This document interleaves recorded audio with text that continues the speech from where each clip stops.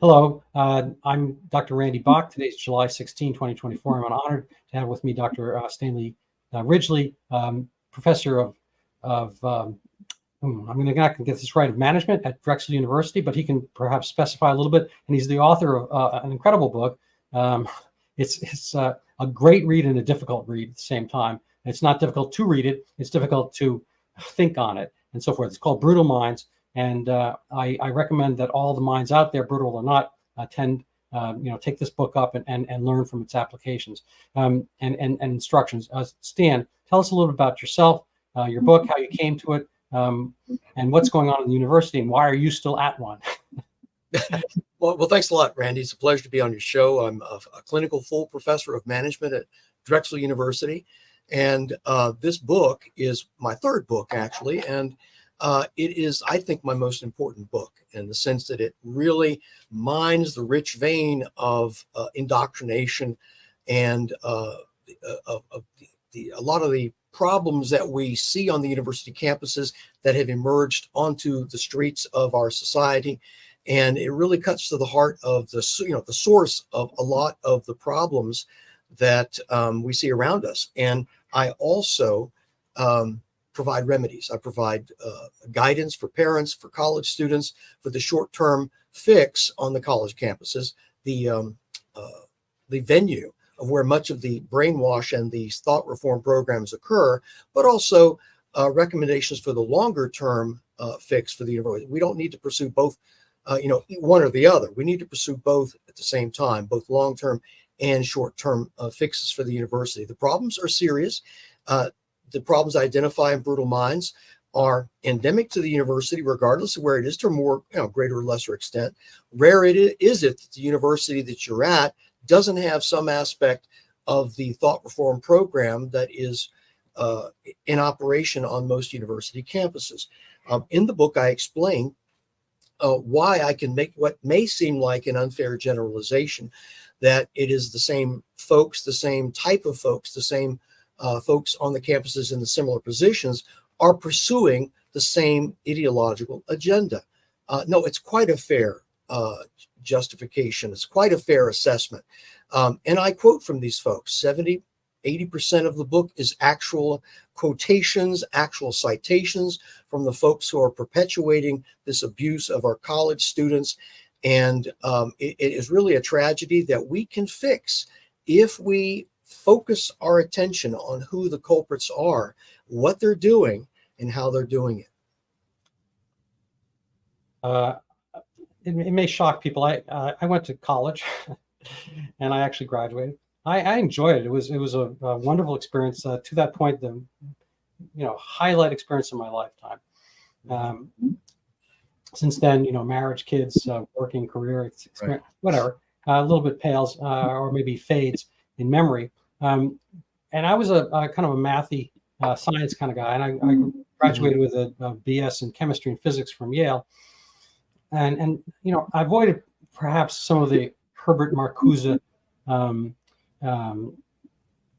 of neo-Marxian stuff. I remember seeing people in the library, the kind of the almost like penthouse letters, the girl in the cashmere sweater with pearls, pencil in mouth, pondering over all these books. And I wondered who they were and what it was about, but so forth. Anyway, I had no real idea kind of cultural rot that was there, but I don't think it was as much of a thing. We had seminars, we had discussions, we had conversations in the basically in the hallways and in the dining halls and all that kind of stuff, and things were pretty open about discussion.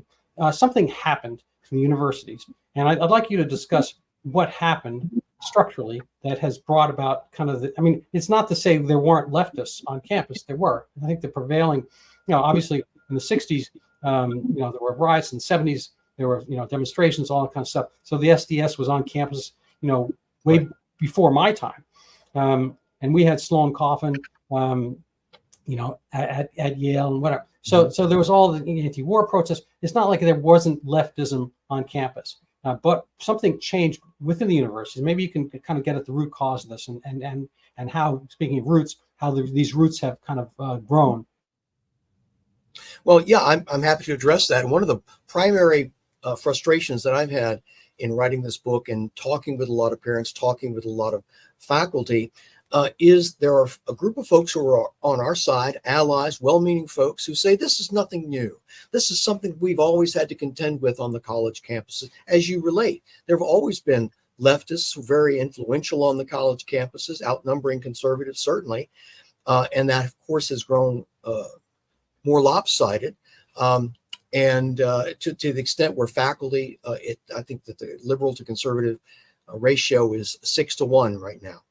And that's not what my book is about. Okay, we've always had to deal with that. You know, you've got the rascally, nutty professor. You've got the frustrated, aging radical who has no problem utilizing his classroom as a bully pulpit for his personal political. Emphasis on the word bully. Yeah, bully pulpit for his personal political, tirades. They're all over the place. I've seen this. I've seen students have sent me Zoom recordings of English professors who've decided they want to be political scientists, commenting on the issues of the day, which they're not really paid to do when you think about that, and they're really talking out of school, out of their bailiwick. Well, this is not what I'm talking about. Okay, that's understood. What is new, really new in the last 25 years, in the 21st century, actually, is the influence of the neo-Marxist influence of education schools. Education schools have always been the bottom feeders of higher education, the least respected of our various disciplines. Okay, that's just a fact. And I'm not going to go into why that happens to be. I do that in the book. But education schools decided, the people in the education schools decided, how can we increase our influence, ideological influence over the entire university? That would be a good thing for us. And so what they began to do in the early part of this century is to create graduate programs to train bureaucrats. This is in the education school. The bureaucrat degrees that they offer are both masters, which is really the prevalent problem here, master's degrees in higher education, along with PhDs, EDDs. PhDs are not quite as bad. They're actually research focused, but EDDs, the doctorate education, kind of a Jill Biden. We have one in the White House right now? Yes, we do. Dr. Jill Biden. I mean, it's actually, well, I'm not going to go into that. Okay. Let's just say that she insists on being called doctor. And there's really no one on the college campus that would actually call someone like that a doctor. And the only people who really insist on being called doctor are actual doctors like yourself and EDDs. They're the ones who, I worked so hard to get this appellation and these letters behind my name. You need to call me doctor. Now, I don't insist on that. I'm a professor. Okay. The only actual doctors in practice are medical doctors, and they deserve that appellation. But not those of us in academia who, we don't want to have that. I don't want to have that misreading that I'm some kind of physician when I'm actually not. But Jill Biden has no problem with that sort of thing. Well, the education schools decided to create these degrees. It's called student affairs administration, higher education administration, educational leadership is one of those degrees. And they began giving these advanced degrees to, it's almost as if you have a pulse, you can get into the program. And they've been we're graduating these folks, and then these folks were moving back into the university, not really through the front door, having to go through a rigorous hiring process as all faculty might, but no, they're coming in the side door of hiring in the circle of friends in the bureaucracy, in student affairs. Interject here that there are two major units on the college campus. There's academic affairs, which is where I prosper. And then there's student affairs, which are the ancillary support staff of advising and clerks and enrollment managers and that sort of thing. Student life, that kind of extracurriculars. Well, the bureaucrats are nestled in that student affairs quasi-academic unit, and they desperately want to be treated as if they're faculty. So they call themselves college educators. They call us, faculty, college educators. Now you see the verbal slight here. They're trying to put us both in the same big bucket where we're all just college educators doing our thing. And they've actually created a co-curriculum, which is a fake curriculum with fake courses and fake transcripts, fake instructors, that is designed to offer this parallel enterprise, parallel to the actual curriculum. And it is here in this co-curriculum where the student affairs folks thrive. I mentioned the liberal to conservative ratio of faculty, liberal to conservative 6-to-1. In the bureaucracy, especially the student affairs bureaucracy, that ratio is 12-to-1. 12-to-1 leftist domination. Those statistics come from the research of Samuel Abrams at Sarah Lawrence College. It appeared in the Wall Street Journal just 2 years ago. This is his latest research on the topic, that while there is a liberal permeation on the college campus by virtue of the faculty, this outside the classroom, where students are messaged 24/7 if they happen to live on the college classroom, on the college campus, is ubiquitous. It's inescapable. And this is in their literature. And when I say their literature, I'm referring to student affairs, fake academic journals. They're really cargo cult type of journals offering advice on how to transmit the message of social justice on campus, and then offering after action reports on how well we succeeded in transmitting this message of social justice. This is not what academia is about. This is not what scholarship is actually about, the generation of new knowledge. Here's one of their manuals right here. Let's put this so you can see this. Teaching for Diversity and Social Justice. I'll even name their names. Marianne Adams, Leanne Bell, and Pat Griffin right here. This is a book. This is the 1997 edition. It's come out in 4 editions since this initial publication. The latest edition came out in last fall. I own all 4 editions. I like to monitor the change in language, the change in terminology. The actual content, substantive content, never changes, ever. The language, the vernacular is adjusted periodically. Okay, now this is the most damning, the 1997 version, in which they actually reference the creator of the brainwash, which is a social psychologist from MIT in the 1940s by the name of Dr. Kurt Lewin. And this schema that he developed, and he is the guy who, if you ever wondered who coined the term reeducation, it's Kurt Lewin. He's the guy who coined that.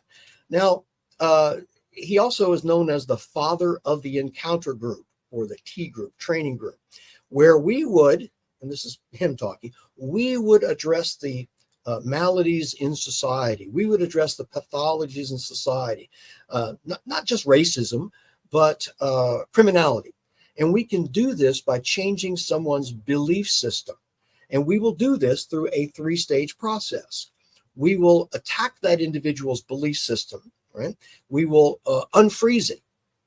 And then we will change that belief system to something we believe is more suitable for societal norms. And then we will cement that or refreeze that belief system in our target, so that there's no backsliding, so there's no recidivism into a life of crime, and that sort of thing. Well, this 3-stage model has evolved over time. It's always 3 stages, though. It's always underneath whatever permutation of the vernacular we find. There's always this 3-stage model where you attack, in this case, the college student's belief system. You unfreeze it, you destabilize it. And where is this actually taught? Well, I have a book right here. It's called Designing Transformative Multicultural Initiatives by Dr. Sherry K. Watt, University of Iowa. She actually says we're trying to destabilize our target students' belief system. She says this. This is not something that is, deduced from the text. She says we're going to destabilize a student's belief system by providing them a dissonant stimulus situation or incident, or a dissonant creating stimulus to do that. And then we're going to insert or reestablish or create for the student a new reality. Now, this 3-stage process that I'm talking about is detailed elaborately in this book right here, where it tells you we're going to one of the things they do is we're going to obtain the student's trust. It's absolutely essential that the thought reformers that do this, the faculty members who do this, and whether it's in the School of Social Work, whether it's in the School of Education, whether it's a part of the co-curriculum in a fake course, what they absolutely have to do is obtain the student's trust.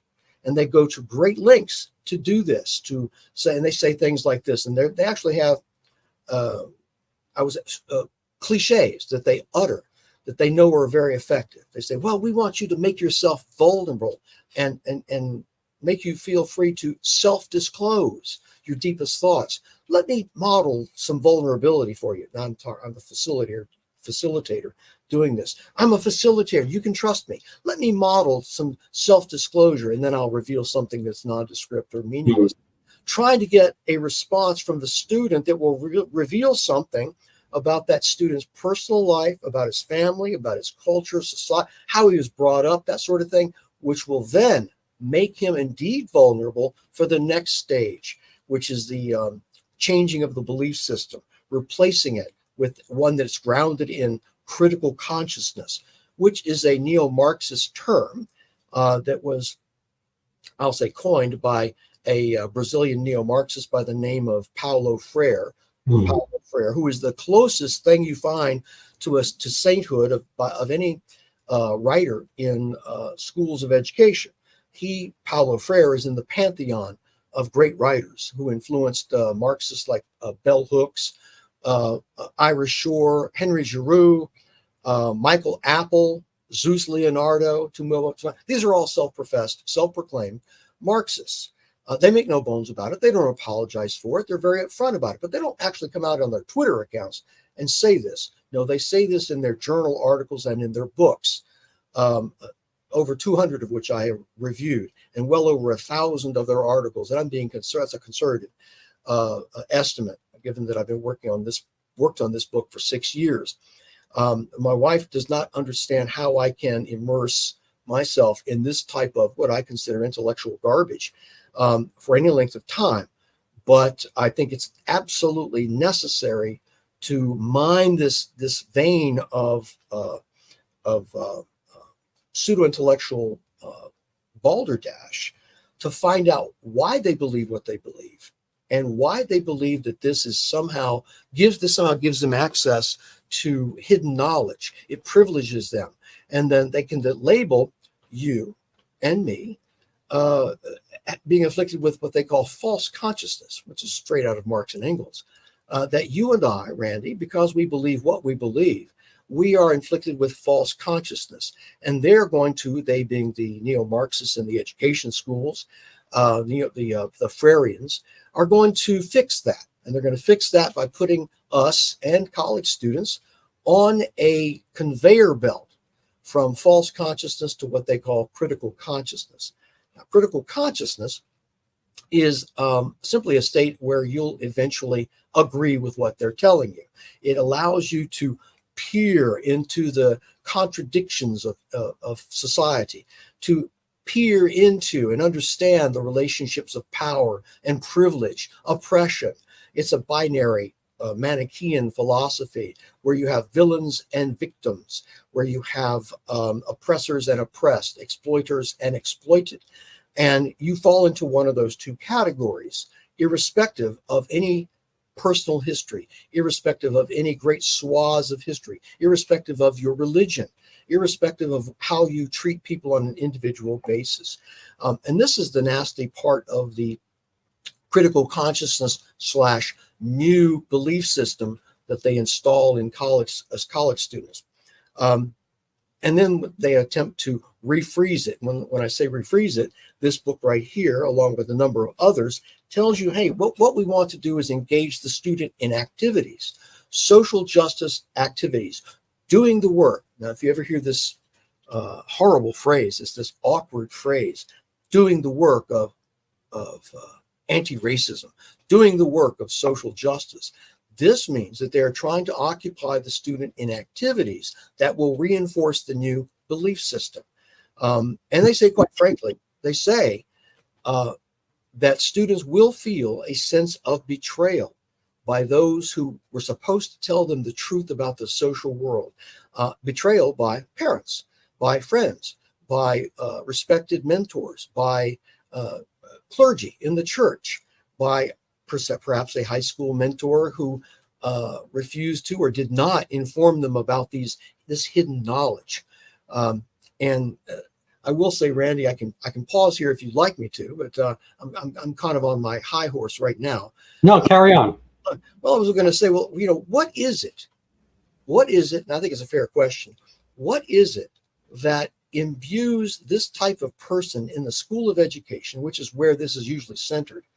It also has an off-campus nonprofit node of power.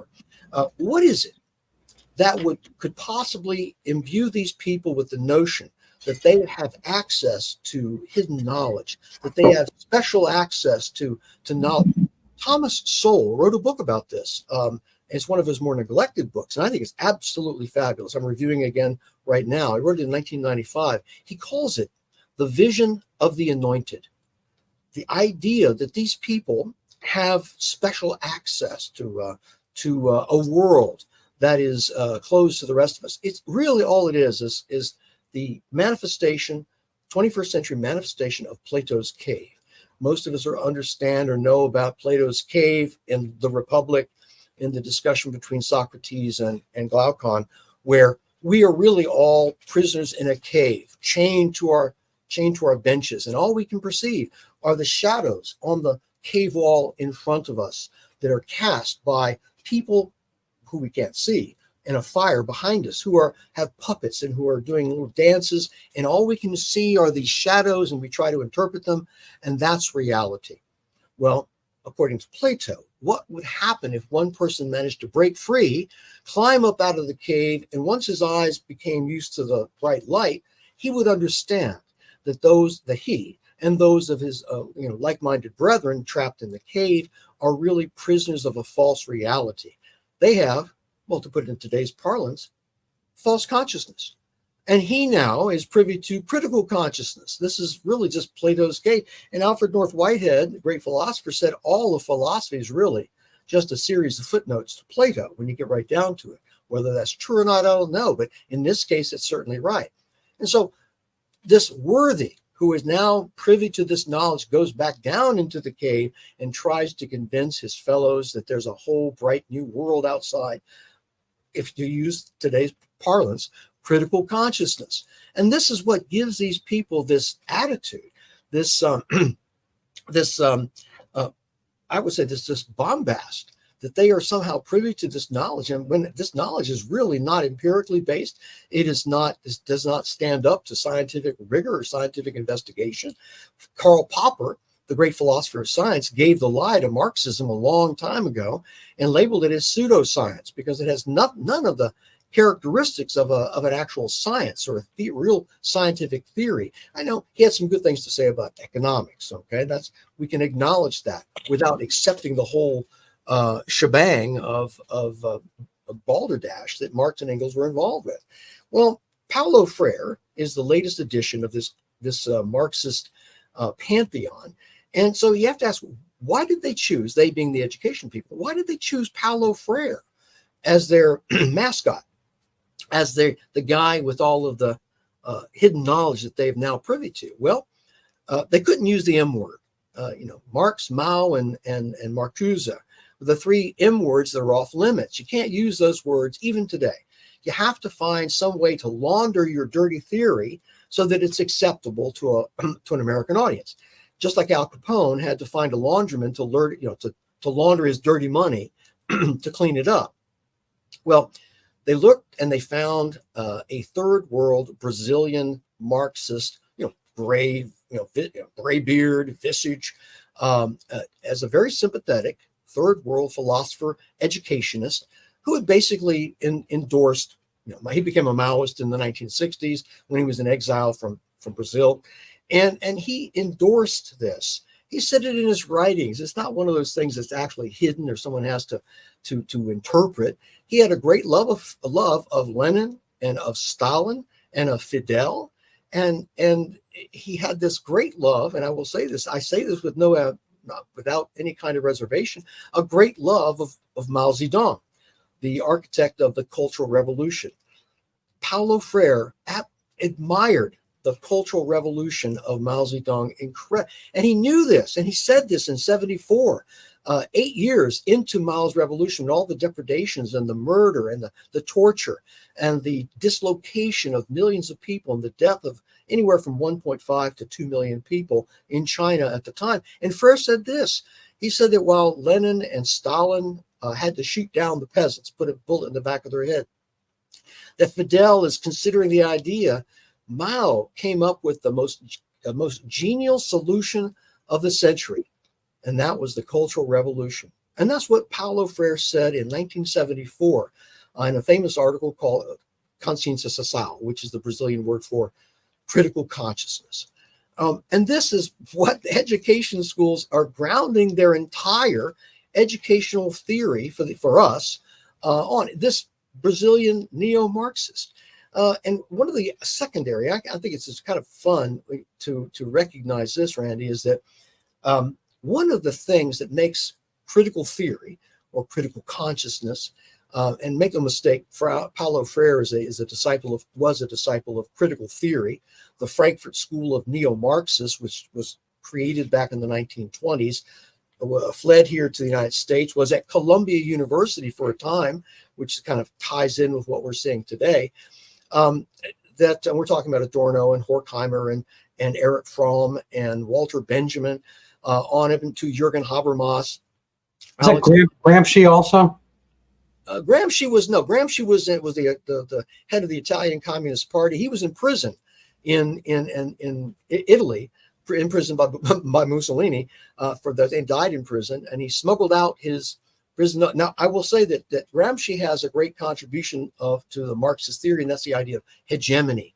And I think the Frankfurt theorists adopted hegemony as one of their chief concepts. It's kind of a conceptual notion that influenced the idea that capitalism is had achieved hegemony by dominating the dialogue, dominating the vernacular, blinding you, Randy, blinding me, and helping us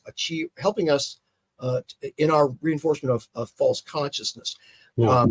So Gramsci was a peripheral member. He was not able to be a part of it because he was in prison, of course. I'm going to interject one thought.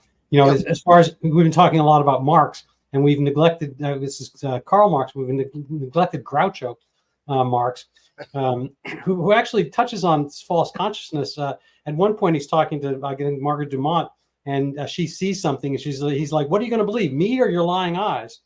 I don't know if you remember that quote. But essentially, that is kind of the essence of false consciousness. Yes, it is. You should believe me, in this case, a Marx. So it'd be Marxian theory, or Marxian dialectic, but Groucho. You should believe me, not your lying eyes, because your eyes, the things you see and feel and touch, those are lies, not me, of course. Yeah, it's kind of an inversion of the sensory, what we've always grounded the scientific revolution in, the idea of empirical testing, the idea that we can apprehend the world around us, and they want you to forget that, and they want you to believe in theory. They're in love with theory and what theory can do for us. And let me give you a quick example. I get back to the lies of critical theory. I read an article, and I have it off to one side, and I will eventually adopt it and use it in one of my books, of a LA, I guess you would call it the LA pundit, wrote a column about what to do about the Trumpites next door. And it turns out the article was about this person who had visited their alpine ski resort, and they have a place there. And it turns out that the folks next door did a very good job of plowing the snow out of their driveway, which is a very significant job. And they did a great job.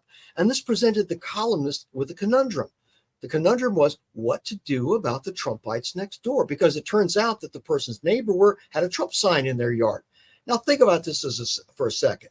Instead of apprehending the world as she understood it, seeing what was done by these people, she would rather believe the theory about Trumpites and the mythos that has grown up about the Trumpites rather than her actual experience.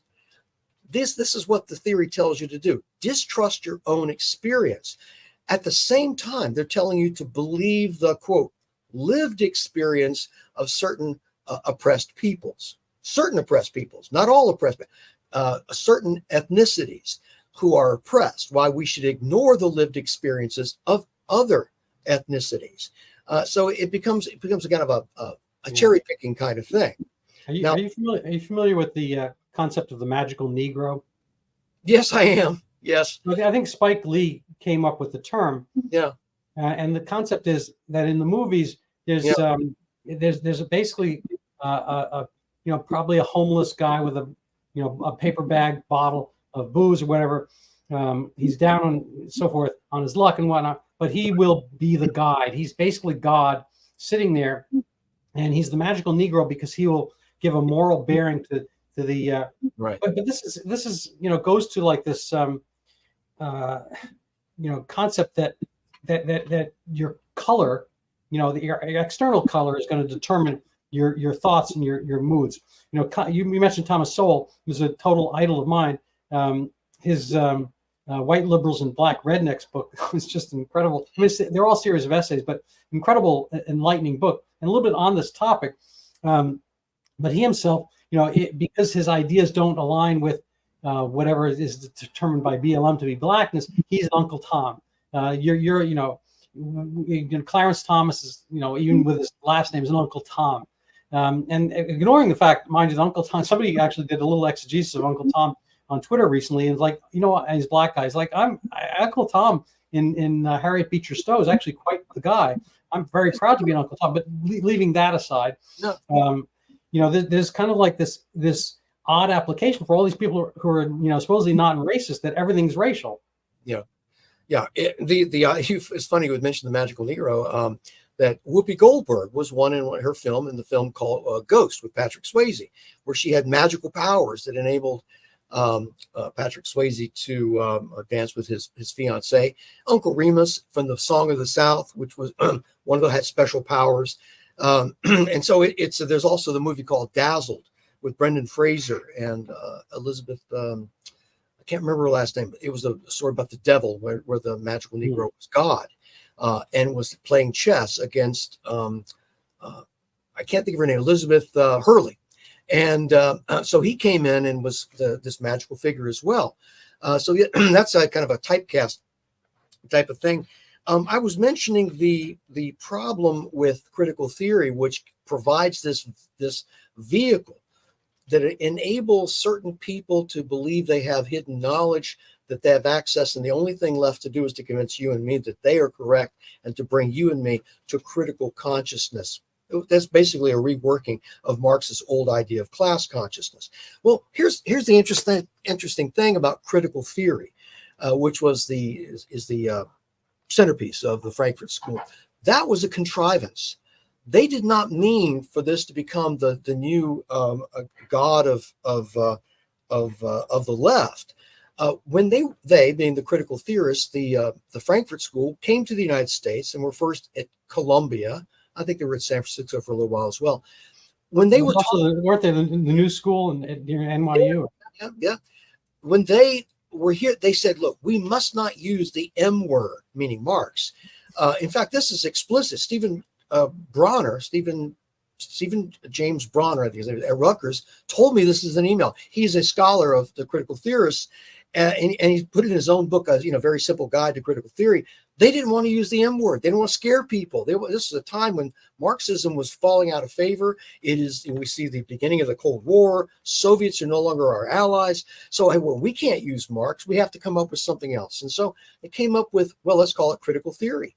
And hey, it was fantastic. It was unaltered. It was really neo-Marxism trying to bring Marxism up to date for a new generation.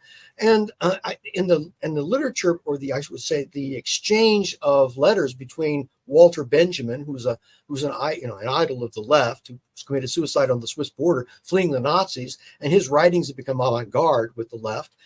Walter Benjamin's correspondence with a Philadelphia rabbi by the name of Gershon Scholem, very famous at the time.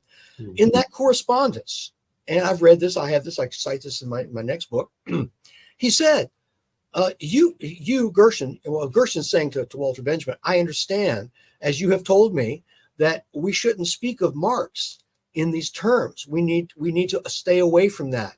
He's actually saying this. We can't utilize the terms that really describe what it is we're doing. We have to use these proxy terms, the fig leaf, and we have to use the terms like critical theory. We have to talk about interrogating the situation. We have to talk about transgressing boundaries. So they created this entirely new vernacular to describe this project of theirs, which is really an old project. And man, does it give graduate students today a real intoxicated feeling. It's like, it's like taking a reefer or something. They just get high on this stuff. I'm not kidding you. When I was a graduate student at Duke University a number of years ago, and I was in political science. Let's just say I was the only one of a conservative bent. I was conservative then as well. These folks were just going just crazy. Oh, this is wonderful stuff. We're talking about Georges Lukács. We're talking about the aforementioned Gramsci. And here we got the neo-Marxists of the Frankfurt School. We've got Erich Fromm. We've got Herbert Marcuse. We've got Jürgen Habermas. And we're talking about transgressing boundaries. We're talking about, hey, we can really say alienation too, the old Marxist term. And we can talk about critical theory, applying a critical lens. That's another thing right there they like to use. An anti-racist lens, a critical lens. And what they're saying, you can translate this yourself. What they're actually saying when they say this is that we're applying our own confirmation bias to the reality.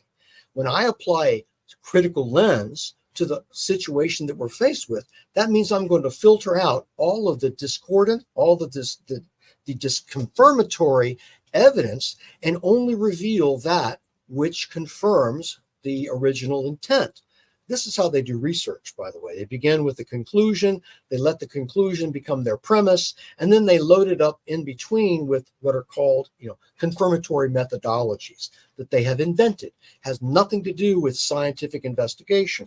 Those confirmatory ideologies can be something as simple as storytelling or counter narratives, a la Derek Bell, the late law professor at Harvard University. Or it can be something as mystical and mystifying as critical discourse analysis, which means we're going to tape record what's being said and we're going to code the data.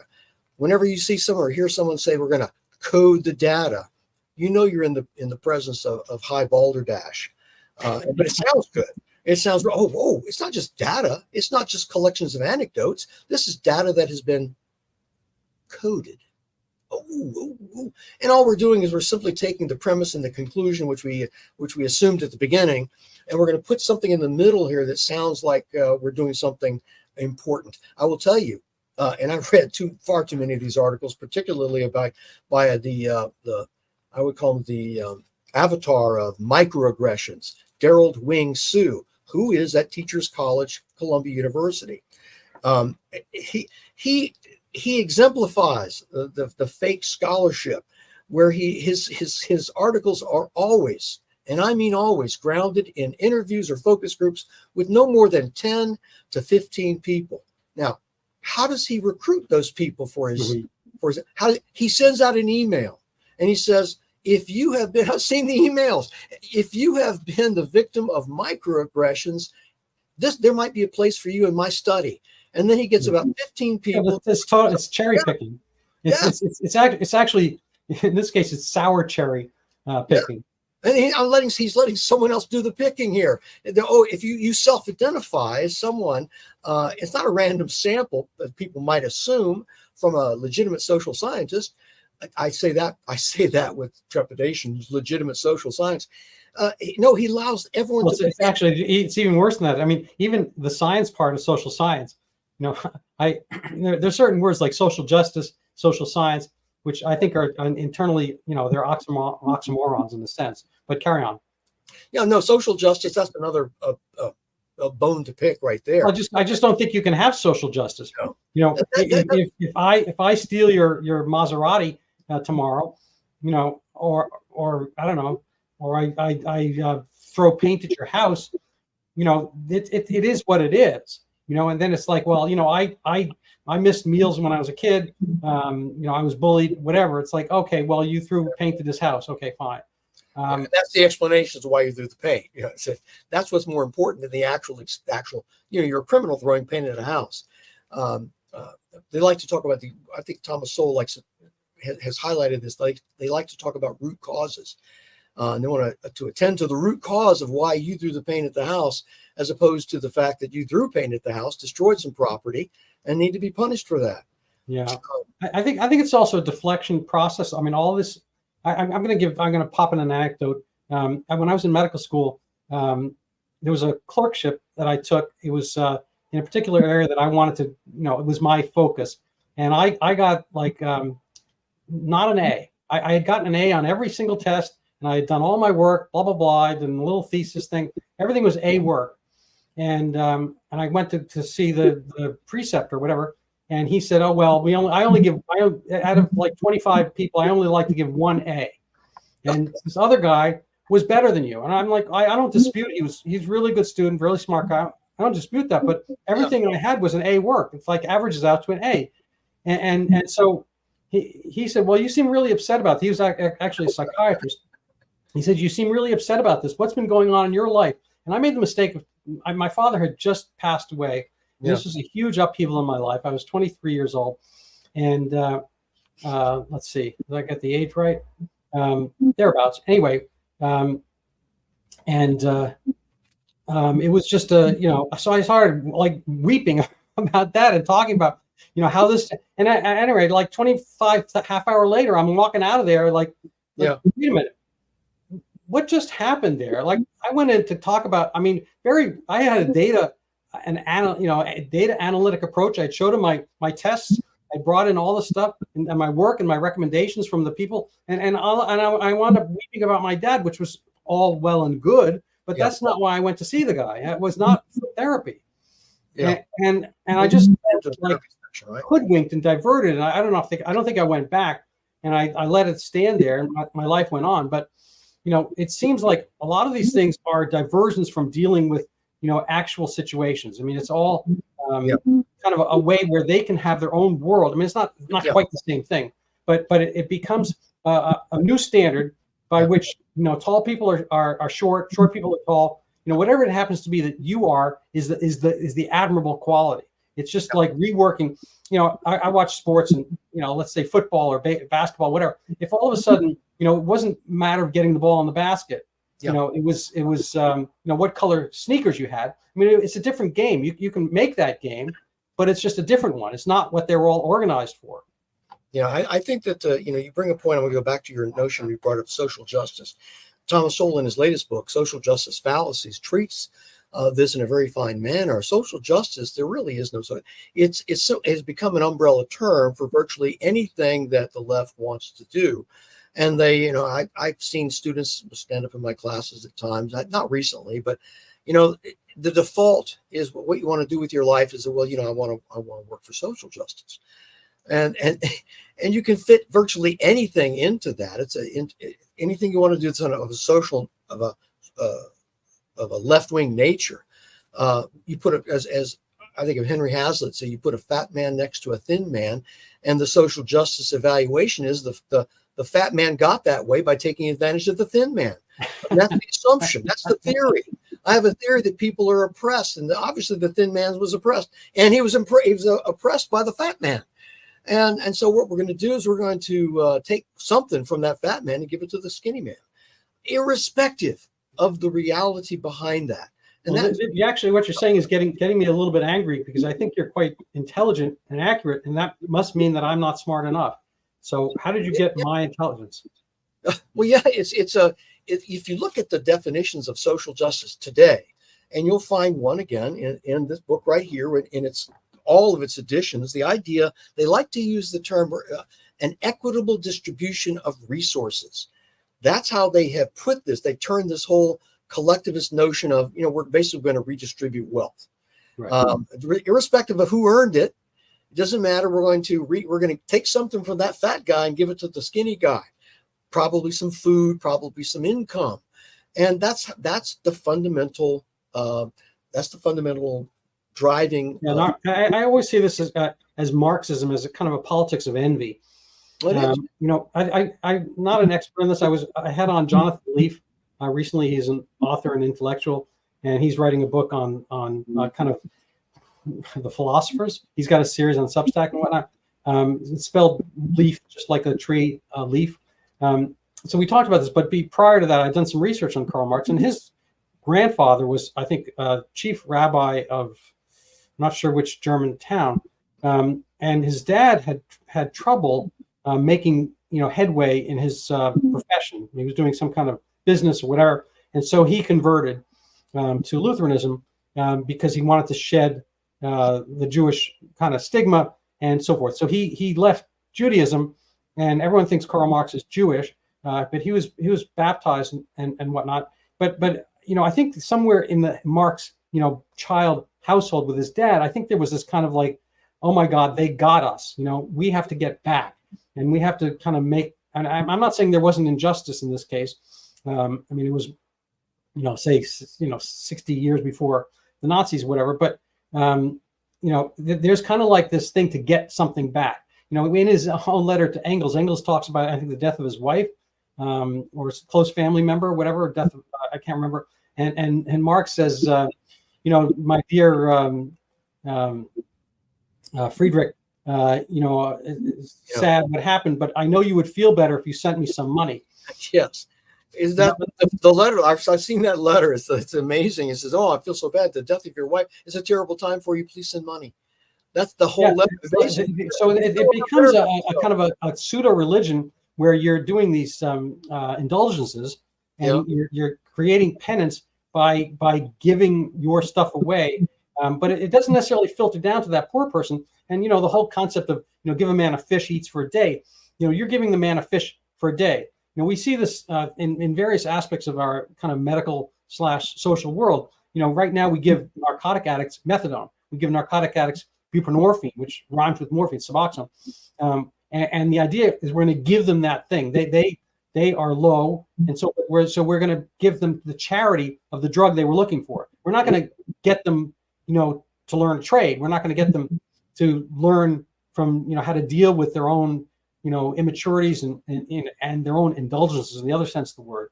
But this kind of pervades a lot of our thinking, where we don't really kind of have the paternal aspect of the dad saying, what, you need to climb this fence. I can't climb the fence for you. I think we have a kind of a maternal, a motherly aspect. I mean, I think you see this on the political front. The way left and right. This far more, I think, kind of this. I've seen this term awful, AWFL. I forget what it stands for, but it's basically the white female liberals, awful, whatever. And we see kind of on the much more of this Marxian tendency amongst women than men. I think I don't want to go too far down this road. Maybe look for some adjudication, but I think part of the change in the university is we have only pretty much women presidents of the university. At the Ivy League and / MIT hearings by Elise Stefanik, we had I think what her name was McGill, and we had Claudine Gay. You name it. Yale just went from Salovey to McGuire, and there's this concept, and at Columbia as well. Where everything kind of has to be, everything's okay, and everyone kind of has to get along. And it doesn't matter whether the theories are diametrically opposed from the truth. And I'm wondering whether we might segue to certain aspects in the news. The Gaza, free Palestine hearings. I would like to free Palestine, but from Hamas. And the way these things are kind of literally manifestations. I mean, in the riot sense, and manifestations of the edicts, dictates, and so forth at the school, and maybe go one step backwards about how kind of this education apparatus used the BLM, anti-racist, Kendi aspect to get so ensconced, and what is the result? What's the product we're getting out of these universities? And what is it? Are we bearing the fruit of neglect of these underlying concepts you mentioned? Well, there's a direct line from what's happening on the universities to what's happening in society today.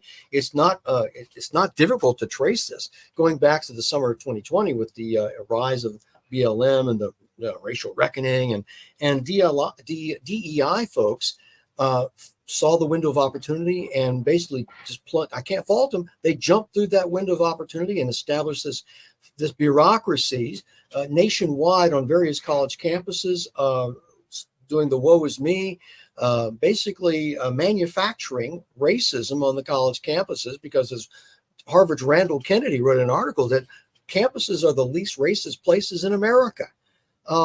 They are, and yet we find this penance, this hand wringing, this woe is me, that we have to make up for something, and you have to really search on college campuses to find any actual vestiges of race. So what you have to do is make it up, and you make it up by calling these microaggressions, which is basically any approved minority who says, someone was looking at me funny, someone did not, and I'm not making this up. Someone didn't open the door for me while they opened the door for someone else. And that's a microaggressions. And these are the things that get reported. And they're reported to this new bureaucracy. Well, one of the theories, that DEI embraces, and student affairs that I mentioned at the very beginning of our talk, is decolonization. And they're trying to supposedly decolonize the American university. And this notion of decolonization has been transferred from the university to the Middle Eastern conflict between Israel and the terrorist organization Hamas. And somehow, in this way, ahistorical though it may be, Israel is now the colonizer, the exploiter, and the Palestinians, as such as they are, invented in the 1960s, are the colonized. And this is a template that has emerged off the college campuses. It was created by the critical theory people, this notion of decolonization, the idea of stolen land. And you see manifestations of this in the land acknowledgement that you see from various schools, that, we want to acknowledge the Lenape tribe, the traditional custodians of the land, ignoring the fact, when they talk about stolen land, the stealing of land was ongoing in what's now the United States, which they call Turtle Island. That's their word for the United States. Stealing of land between tribes was going on, in murder and rape and pillage and torture for many, many years, many decades, centuries before the latest arrival of European colonists. And the fact is, the so-called indigenous folks simply lost out in a kind of Darwinian struggle. They simply weren't capable of fighting and keeping their land, just like, excuse me, they weren't capable of fighting and keeping their land from another tribe. And so it's the idea that there's some sort of agenda of decolonization. That is a theoretical contrivance and a template that we find grafted on to the Middle East situation. And you hear this terminology, this vernacular of critical theory and critical racialism being imposed on a foreign situation. And when I hear it, it just completely delegitimizes what these folks are saying. They have no clue. Clue. Well, the irony is really massive. Arabic is spoken in Morocco, and Arabia was kind of like in, if you look, you kind of see, the Arabian Peninsula, in a small piece of that, and mind you, it's not really that habitable or hospitable to life. So we're talking about a small place near, Mecca, Riyadh, whatever. Yeah. Where there were Jews, mind you, at the time, and I think that they massacred them at Khaybar. I'm going to get the name wrong, but the fact that Arabic is spoken all western parts of Africa and whatnot. Was that not colonization? It's if Islam is practiced in Indonesia, did everyone volunteer for that? Well, Japan is one of the great colonizers of all time. The Japanese Empire. Setting up the Greater East Asia Co-Prosperity Sphere, which is what they called it, prior to World War II. You look at the Kublai Khan, Genghis Khan, and the Mongol invasions from Mongolia all the way to Austria. People don't realize that in the 1200s, the famous Battle of Modi in 1243, where the Khans defeated the Hungarian royal army. I mean, battling, Europeans on their own soil. You look at the Muslim invasion of Spain, and the regnant rule of the Muslims, the Moors, as they were called at the time, until they were finally expelled. Excuse me, in the late 1400s, so these were colonists as well. So it's all. I think everybody is. The interesting, secondary point. I've had George Gilder on a couple times, and he wrote Life After Capitalism, Life After Google. He has a series of books like that. And Life After Capitalism, hint, is still capitalism, because people organize a certain way, and it's part of the kind of human genome. But he not genome, but really society. Yeah. But he points out that rape and pillage and acquiring of territory, colonization, if you will, is the default position of mankind until communication, until technology. His chief example is looking at a caveman, say, and not Plato's cave, but the one before that. Looking at a caveman, he has sand, he has sunlight, he has water, he has the ocean, so forth, and yet he's going to basically kind of has to subsist by clubbing a raccoon for dinner or something like that. Who knows? We have the same sand. I'm sitting talking to you through the same airwaves, that he had. I've got a piece of sand, activated by silica, silicon chips activated by lightning, whatever. And we've managed to harness things.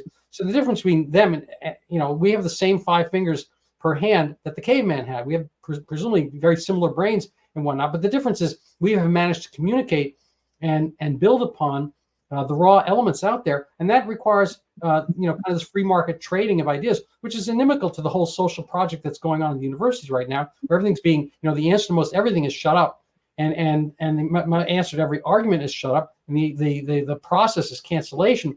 And then what you wind up is having to have colonization. You have to take things over again, because people have taken away the ability for people to prosper by the exchange of ideas. I think historically there's 2 kinds of ways of gaining wealth: basically getting stuff you have, and then getting somebody else's stuff, and or building on your own. Israel is kind of like the interesting case, because they don't have the oil that the Arabs have. They don't have the land. They don't have a lot of stuff. They basically have this tiny little piece of territory that was somewhat fallow until their arrival in the 20th century and whatnot. Partial arrival. Some had been there earlier. But they're able to kind of do the Gilder. He actually has I think a book called Israel Experiment, or the Israel Test. But they were able to kind of make something from almost nothing, and the application is ingenuity. And so if you have ingenuity, you can the word is similar to engineering.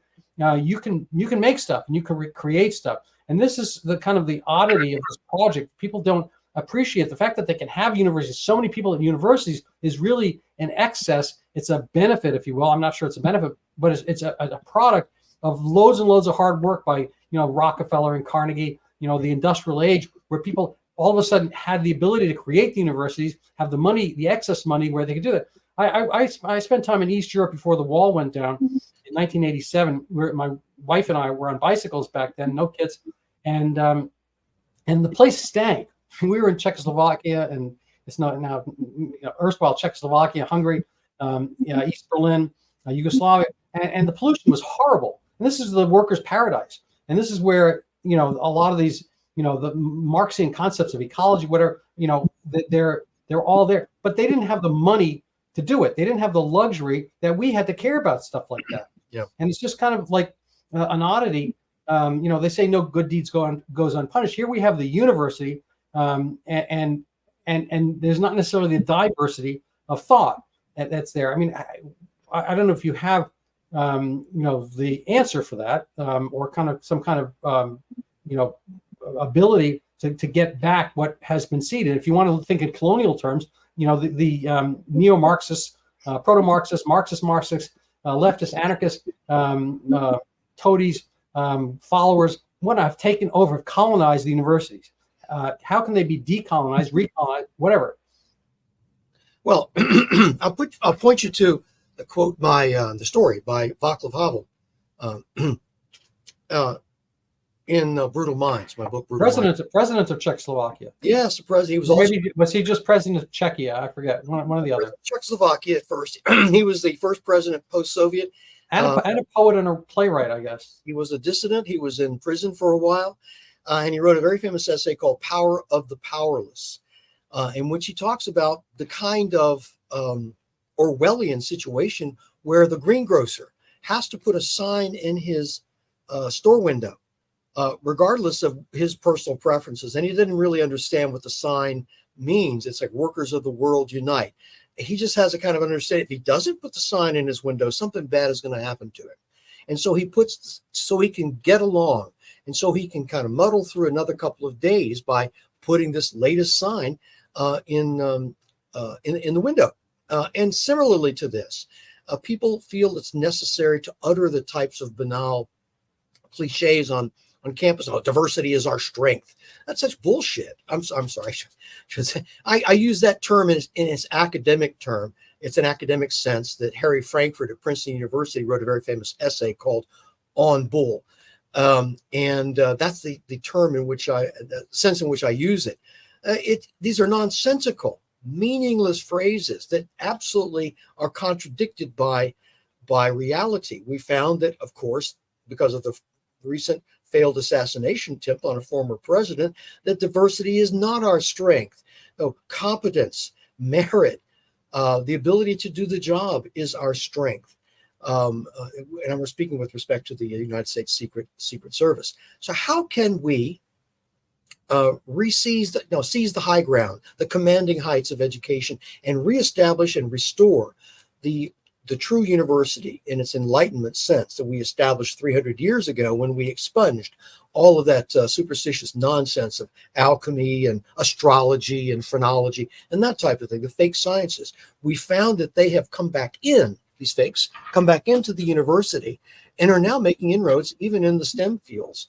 And their watchword is they're trying to say, we're scientific too. We tell stories, we tell counter narratives. We do analysis based on lived experience, and this is valid too. We're looking at indigenous knowledges. That's their word, indigenous knowledges, which is science too. We're looking at the traditional medicine wheel. We're looking at the spirit talking stick. We're looking at those types of things as having some sort of legitimacy when they should be ushered out with a kick to the pants from the university without any kind of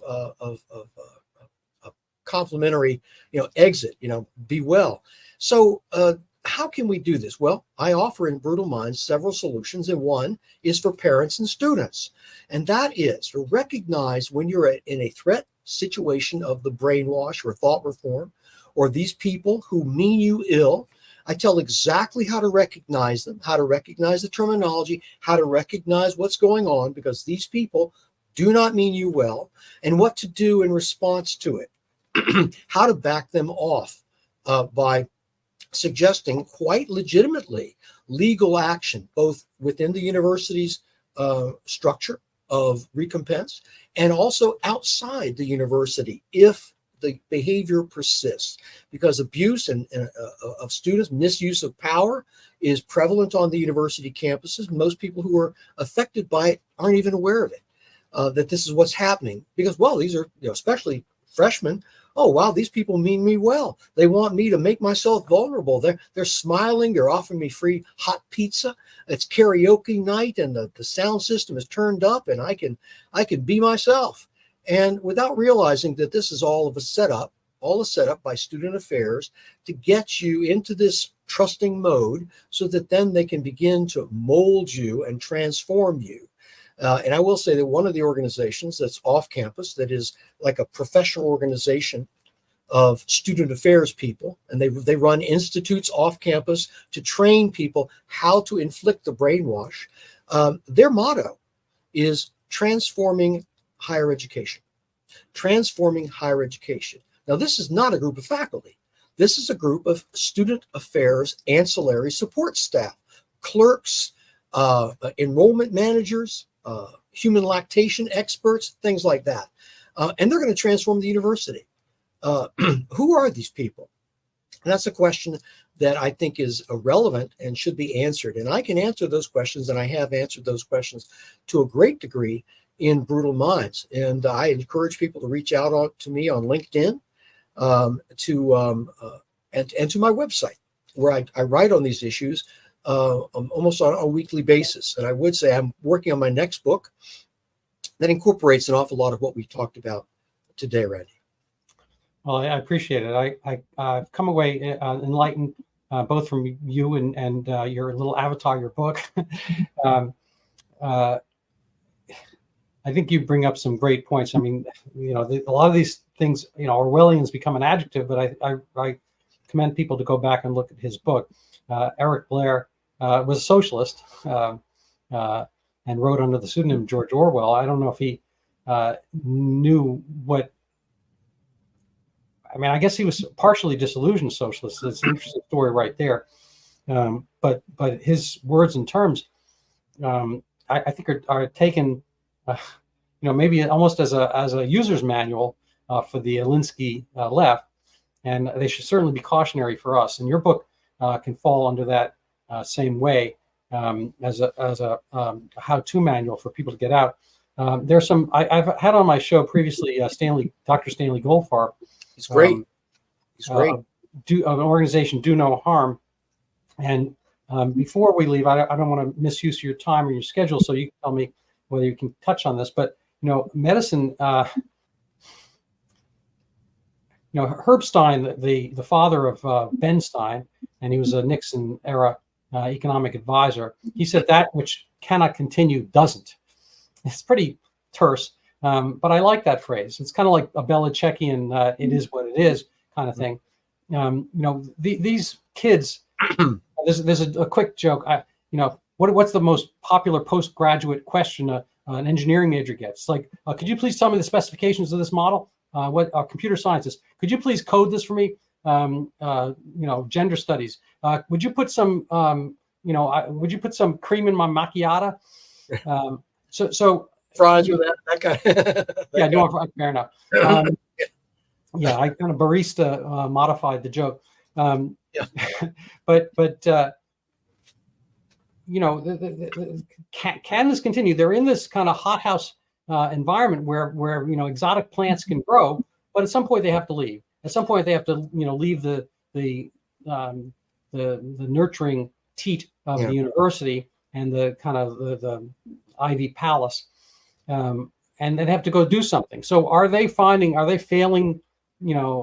downwards? And I will tell you that Duke Medical School, Dr. Stanley Goldfarb is fantastic. He wrote on the issues at University of Pennsylvania. I saw a very fine article by him on that. At Duke University, recently revealed, certainly by the head honcho of the medical school, that they actually said that we want to rid ourselves of what they called white supremacy behaviors. And the white supremacy showing up on time, right? Showing up on time, punctuality. I was actually kind of disappointed that you were on my green room like 3 minutes early. I knew this was going to be a horrible experience for me once I saw that you were not only on time but slightly early. Punctuality. Well, they're setting people up for failure who believe that. Certainly neurosurgeons who better be on time for the at the operating table.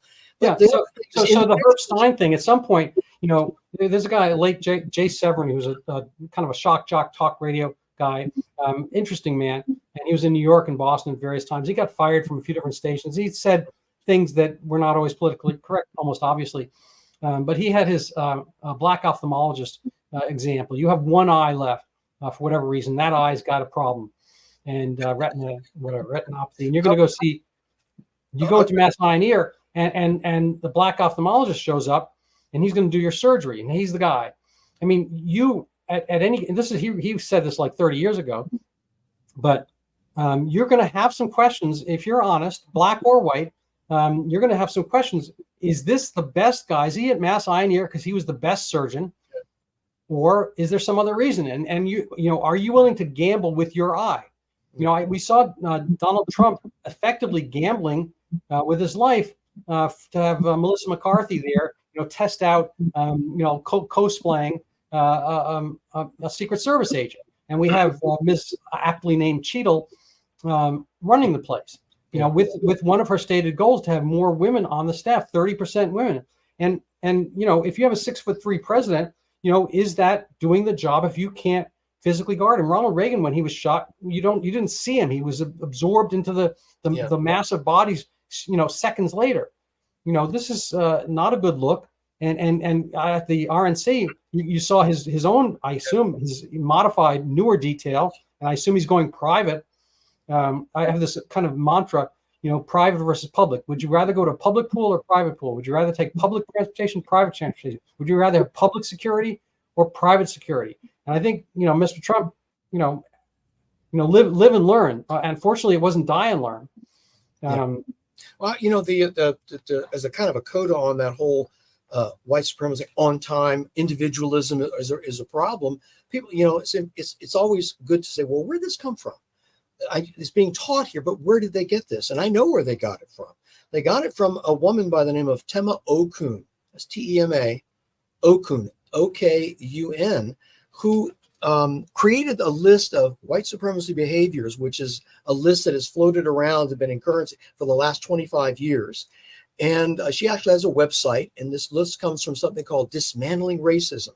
I think it was 1997 or 98. She was a diversity consultant, and she says that she came home and in a fit of frustration wrote down all of the things that she disliked about the people that she had to coach. And this list of behaviors became a list of white supremacy behaviors. And she acknowledges that she made it up in one night. There's no research behind this. There's no substantial body of knowledge behind this. She made it up. And this fits perfectly with the whole fraud of DEI and diversity research, where they're making stuff up. They believe in the power of storytelling, counter stories, fable, fantasy, and fake confirmation bias types of, there she is. That's her. She made it up. And she says she made it up. It became part of her dissertation. I've read her dissertation. I have it. And she says there is mythical. She made it up. And the next thing we know, we find that it's now being cited, or this list being cited by the dean or the Duke of the Duke Medical School as being somehow authoritative. Now, I will say that Tema Okun for a short period of time was even employed at Duke University. And so this might be kind of like the source of this medical professionals referencing it. And all of this stuff that you're putting on here is all of a piece. This is stuff that I've researched, I've downloaded, and has a nice, and I've looked at Tema Okun, who went to Oberlin, who then graduated, got a master's at NC State, and finally got her PhD from UNC Greensboro. And of course, these diversity types of study. And in her dissertation, she actually uses this list of white supremacy behaviors that she made up. They made it up. And this is the authoritative source of that list, which I should say, by the way, in 2020 appeared in the American University of African American History.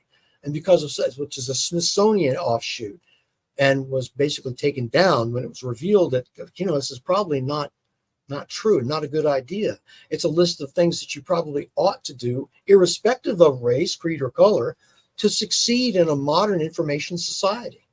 If you decide to be, not on time, not punctual, you will end up, as we in many Middle Eastern societies believe that the punctuality is not something that they need to adhere to, adhering to a schedule, and they call this polychronic behavior.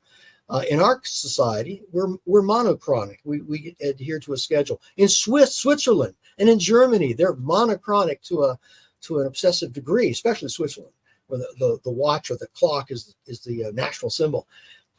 Other countries that are less successful, and you can look at them, they're polychronic. They think it's okay to not be on time. So what can you say to that, except look at the reality of the situation and move away from what your theories tell you? Yeah, well, there are obviously winners and losers, and we'll see which societies and ideas wind up quote unquote conquering, hopefully in the figurative sense, and potentially in the literal sense. I mean, I think wars are won on certain aspects of this.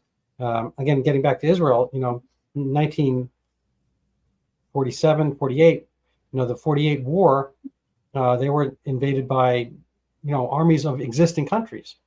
And somehow they came out on top, and ditto along the way.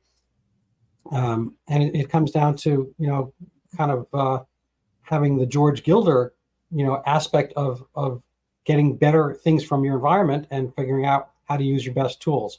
Yeah. It's not to say that is going to last forever. I don't think Hamas are fools. I don't think they're idiots. They were clever in their own way and were under their own constraints.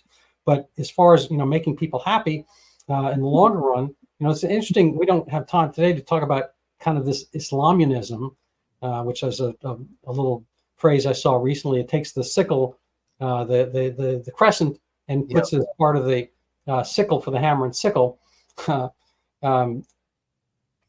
And there's, and this concept that, the communists want Islam and so forth. It's a one of these strange bedfellows type thing. And obviously it's not going to really last when one conquers the other internally as well.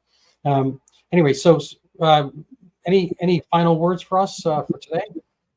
Well, no, I just take heart that the great wheel of history is turning, and we find the aircraft carrier. It takes a long time to turn an aircraft carrier, and we're turning that around. The aircraft carrier, of course, being higher education. We're beginning to recognize who the enemies are, recognize the ideologies, the noxious ideologies that motivate them. And the most important thing is for parents and students to arm themselves with the information, the knowledge that they can act right now to ensure that their kids get the education that they're paying for, that parents are paying for as well. In the meantime, we can work for that long-term solution. What's going on in Florida is absolutely fabulous. What's going on in Iowa and Texas and Virginia, where higher education is returning to its roots. I would say progress, logic, reason, scientific method, and the best that has been thought and said, to paraphrase Matthew Arnold. Well, I have an interesting rebuttal to you. Shut up. I rarely hear that they'd like to be able to say that to my face, but I was saying it in jest. I'm sure you were. I know. So here's Brutal Minds. People can appreciate the man, buy the book. I find it fascinating. I obviously had screen captures and have been sifting through the book a little bit while you spoke. We left out certain parts of it. You'll find my Twitter feed.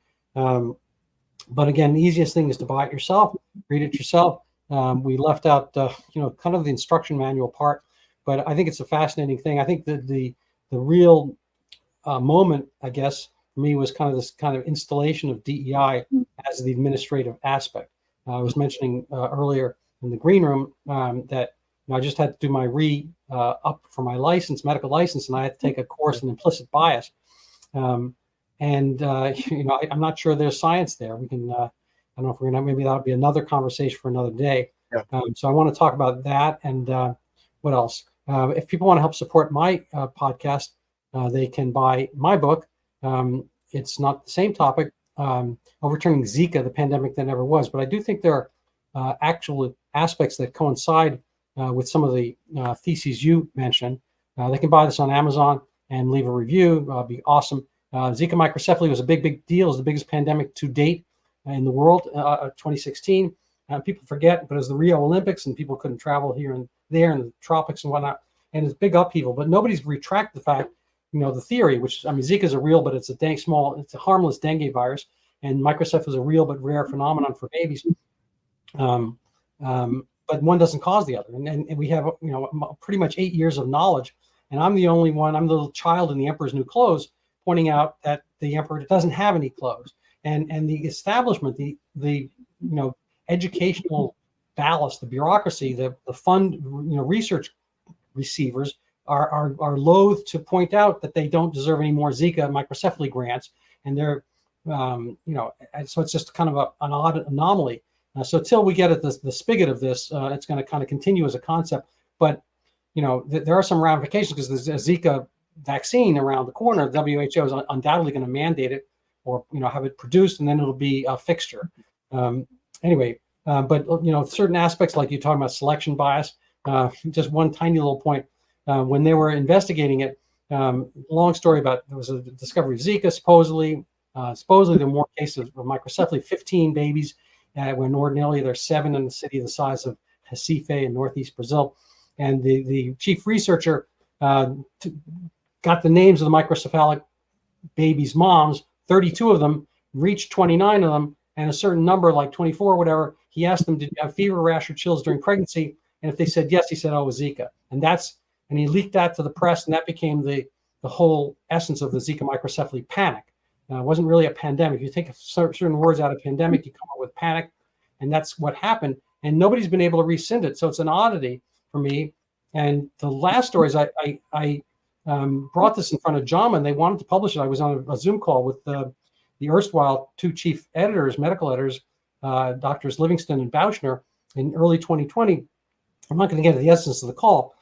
They wound up not publishing it because they didn't want to sow any doubt on the public health establishment with coronavirus coming around the corner in early 2020. But the oddity is that both of them had to resign, fall on their swords, because Dr. Livingston said he's a surgeon. He just says, I treat the insides of people. I don't see skin. It's a gallbladder. It's that's what I'm looking for, whatever he's surgerizing, so forth. And then he had to, and Boucher defended him. They both had to resign, and they've been replaced by presumably, critical theory friendly prototypes instead. So this has been the subversion of our institutions. And you trust the articles coming out when such things, non-science is really lauded and protected and so forth. So it's a real crisis in our institutions. And good luck to people needing surgery 10, 15, 20 years from now. Yeah, I agree. And if you've noticed, I think that I'm drinking my coffee of what looks like a Mao mug, Mao Zedong. And indeed I am. I purchased this in Beijing, and I like to think of every morning, Chairman Mao serves me good coffee. Well, I'd love to have you back on again. I'm honored that you came on, and I appreciate your time. If you come on again, I'll double your stipend from today. I appreciate that. That's going to be very generous of you. Thank you.